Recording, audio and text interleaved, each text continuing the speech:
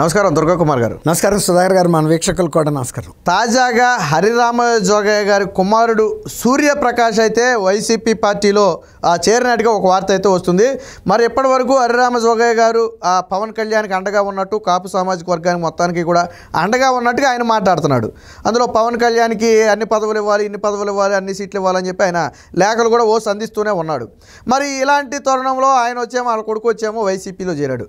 So ఈ మొత్తాన్ని ఎలా చూడొచ్చు అంటారు? ఈ మొత్తం ఒక రకమైన కుంభకోణం లాగా ఉందండి. ఆయన తండ్రి 88 ఏళ్ల వయసులో ఆయన ఒక చిన్న విషయం చెప్పాలి ఇక్కడ సుధాకర్ గారు. ముందు అసలు హరిరామ జోగయ్య గారి గురించి మనకి, ఎందుకంటే ఈ తరం వాళ్ళకి ఎవరికి తెలియదు. అసలు హరిరామ జోగయ్య గారి గురించి ముందు కొంచెం క్లుప్తంగా చెప్పిన తర్వాత ఈ విషయంలోకి వద్దాం. హరిరామ జోగయ్య గారు చాలా రాజకీయ దురంధరుడండి.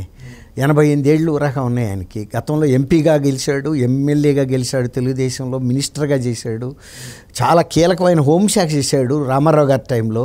నిజంగా ఇవాళ ఆయన కాపుల గురించి ఇవాళ 88 ఏళ్ల ఈ వయసులో పోరాటం చేసే బదులు ఆయన మంచి యవ్వనంలోనూ రాజకీయంగా ఉచ్చ స్థాయిలోనూ ఉన్నప్పుడు ఎందుకు చేయలేదు అనేది నాకు అర్థం కాని అంశంగా ఉంది. ఎందుకంటే నేను అప్పుడు వెస్ట్ గోదావరిలో ఒక ప్రధాన పత్రికకి జిల్లా రిపోర్టర్గా కూడా ఉన్నా, బహుశా 84 నుంచి 86 వరకు. అప్పుడు ఆయన చాలా ఉచ్చస్థితిలో ఉన్న పరిస్థితి. ఆయన ఏ నాడు కూడా కాపు కులానికి సంబంధించిన ఏ అంశాన్ని కూడా ప్రస్తావించలేదు. ఆయన కేవలం మంత్రి పదవులు, ఇతర పదవులు, రామారావు గారి అభిమానాన్ని సొరగొన్నాడే తప్ప ఆయన ఏనాడు చేయలేదు. అలాంటి వ్యక్తి ఇప్పుడు 88 ఏళ్ళు వచ్చి జీవితం చర్మాంకంలో ఇప్పుడు చేస్తుంది. ఆయన అనుకుంటుంది ఏంటంటే, రాజకీయ విశ్లేషకులు కానీ ప్రజలు కానీ శల్య సారథ్యం, ఆహ్వానించని సారథ్యాన్ని ఆయన పట్టుకున్నాడు. రథాన్ని పూంచింది పవన్ కళ్యాణ్, నిర్మించుకున్నాడు, గుర్రాలను తెచ్చుకున్నాడు, ఒక లక్ష్యం పెట్టుకున్నాడు. ఆయన ఎటువల్ల ఆయన తెలుసు. రథం మీదకి ఈయనెక్కాడు, శల్యుడి మనసులో ఆనబెట్టుకుని. ఆయన మనసులో ఉన్న ఉద్దేశాలు వేరు, పైకి చెబుతుంది వేరు. ఆయన్ని కేవలం మరీ ఇంకొకసారి విఫలం చేయాలి, ప్రజల ముందు అబాస్పాలు చేయాలి. దాని ద్వారా వైఎస్ఆర్సీపీ జగన్మోహన్ రెడ్డి గారికి లబ్ధి పొందాలి. చెయ్యి ఈందే కానీ వెనకాల రాయిస్తున్న వ్యక్తులు వేరే వాళ్ళు ఉన్నారని ఆ లేఖలు రాస్తున్నప్పుడు కూడా అందరూ అనుమానించారు. రాష్ట్రం మొత్తం అన్ని రాజకీయ పార్టీల వాళ్ళు ఎంతో అంత అవగాహన ఉండ ప్రజలు ఎవరికైనా అర్థమైపోయింది, చేగొండ హరిరామ జోగయ్య గారు పవన్ కళ్యాణ్ని తప్పుదోవ పట్టిస్తున్నాడు, ఆయన్ని మీద ఒక తప్పుడు అభిప్రాయం కలిగించడానికి ఇలాంటి లేఖాస్త్రాలు వదులుతున్నాడని ఆయన అడిగాడని, నిన్నేమన్నా వదలమని. నీ అంతటి నువ్వు నీ కొడుకుని ఇక్కడ ఉంచి నీకు ఇక్కడ ఆశించావు. ఆచెంట్లో ఇన్ఛార్జిగా ఉంచారు. ఒక పిఏసి, ప్రైమరీ అగ్రికల్చర్ సొసైటీ, దీనికి చైర్మన్గా ఉన్నాడు. ఇదే పార్టీ తరపున, ఎవరు జనసేన తరపున.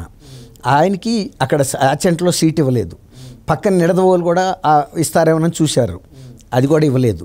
ఇవ్వపోయేటప్పటికి ఆయన ఈ లేఖాస్త్రాలు మొదలుపెట్టాడు. ఈయన 10 ఏళ్ల నుంచి ఉన్నప్పుడు ఆయనలో ఉన్న లోటుపాట్లు వాళ్ళు చెప్తున్నాడు కదా సూర్యప్రకాష్ గారు.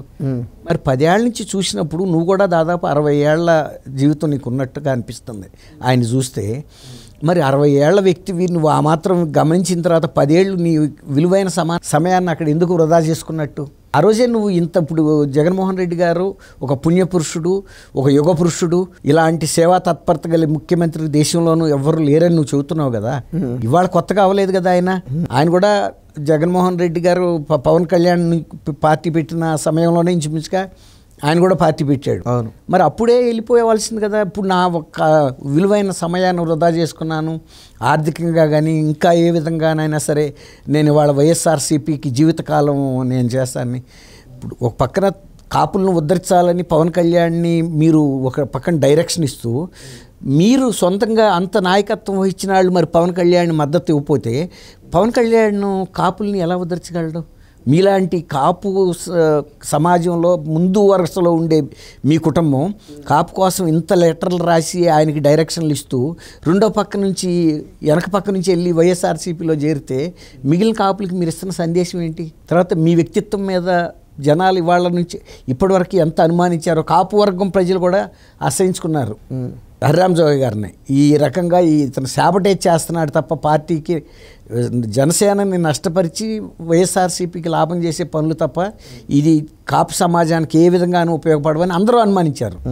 ఆయన కూడా చెప్పాడు, బాబు మీ సలహా సంప్రదింపులు మీ లేఖలు నాకు అక్కర్లేదు, నా లక్ష్యాలు నేను ఫిక్స్ చేసుకునే వచ్చాను అని కూడా చెప్పాడు. గతంలో ముద్రగడ పద్మనాభం గారి కేసు అప్పుడు మీరు అది తుని దగ్గర రైలు తగలబెట్టిన కేసు మీకు గుర్తుందా? మొత్తం రత్నాచల్ ఎక్స్ప్రెస్ని వైజాగ్ వెళ్తుంది ఫుల్ ప్రయాణికులతో.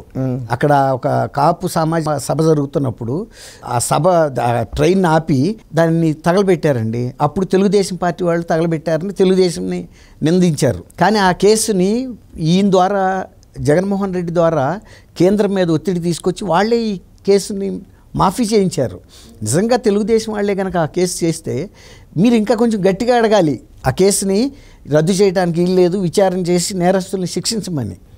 ఆ రోజున ఆ కేసు మాఫీ కోసం పోరాటం చేసిన వాళ్ళు కూడా హరిరామజోగయ్య గారు ఉన్నాడు, పద్మనాభం గారు ఉన్నాడు.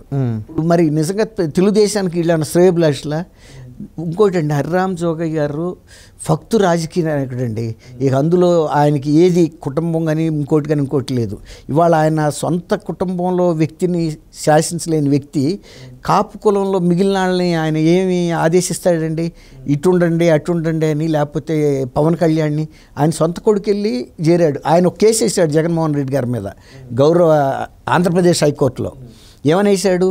ఈ జగన్మోహన్ రెడ్డి దుష్టపాలన, అవినీతి పాలన, ఇతను చేసిన అక్రమాలు వీటన్నిటి మీద కూడా దర్యాప్తు చేయాలనేసి ఒక రిట్ పిటిషన్ వేశాడు. రిట్ పిటిషన్ అక్కడ విచారణలో ఉంది. ఈ వీళ్ళ అబ్బాయి ఏం చెబుతున్నాడు? ఇప్పుడు అసలు ఇటువంటి వ్యక్తి అసలు గతంలో ఎప్పుడు కూడా నేను చూడలేదు నా రాజకీయ జీవితంలోనూ. ఆయన అంత యుగపురుషుడు లాంటి వ్యక్తి, నేను అట్లాంటి ఆయన నన్ను పార్టీలోకి చేర్చుకుని ఆ హక్కుని చేర్చుకున్నందుకు నేను ఎంతో రుణపడి ఉంటానని ఆయన చెబుతున్నాడు. తండ్రిదొక మార్గం, ఇంట్లోనే కొడుకుదొక మార్గం. ఈయన కాపు సంఘానికి నాయకుడు, లేకపోతే కాపు కులానికి ఒక రక్షకుడు హరిరామజోగయ్య గారు. ఇది ఏమన్నా నమ్మశక్యంగా ఉందంటే? కాపు అంటే దాన్ని వ్యాపారం చేసుకునే వస్తువు ఏమన్నా? ఆ కులం అనేది, సామాజిక వర్గం అనేది నీకు కావాల్సినప్పుడేమో నీకు అవసరానికి వాడుకుంటున్నారు, తర్వాత అవతల పారేస్తున్నారు. మీ ఇద్దరు కనుక నిజంగా కాపు సేవకులు సామాజిక ఉద్ధరణ కోసం అయితే అదే పని మీద వచ్చాడు కదా పవన్ కళ్యాణ్ మీరు చేయమంటున్నారు కదా, మీరు కూడా ఆయన బలపరచండి. బలపరిస్తే ఎంతో కొంత మేలు ఆయన కూడా చేయగలుగుతాడు.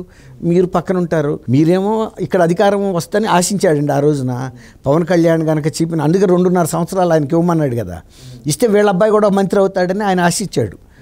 అది కుదరేటట్టుగా కనపడలే ఇప్పుడు ఆయన తీసుకున్న సీట్లు దీన్ని బట్టి. తర్వాత అది ఆచరణ సాధ్యం కూడా కాదు కదా. ఇప్పుడు ఆయనకు ఉంది 10% ఓట్లు, జనసేనకు ఉంది. జనసేనకు ఉన్న 10% ఓట్లతో ముఖ్యమంత్రి అవుతాడనేది ఎవరన్నా, అందులోనూ హరిరామజోగయ్య గారు లాంటి రాజకీయ అనుభవం కలిగిన వ్యక్తి, ఒక విజనరీ చెప్పే మాటేనది. అందువల్ల ఇక మళ్ళీ ఛాన్స్ తీసుకుని ఒకవేళ గెలవడానికి ఆయనకి తెలుసు ఎవరు వైఎస్ఆర్సీపీ, ఏదన్నా అద్భుతం జరిగి గెలుస్తాడేమో అనే ఉద్దేశం మీదకి ఇక్కడ ఎట్టాగు అందరి ద్రాక్ష పండు పుల్లనే కదండి. ఇప్పుడు ఆ పరిస్థితిలో ఉంది అక్కడ హరిరామజోగయ్య గారి ఎపిసోడ్. రాష్ట్రంలో ఎంత నవ్వుల పాలు అవుతుంది ఈ ఎపిసోడ్ చెప్పుకుని, అది పరిస్థితి.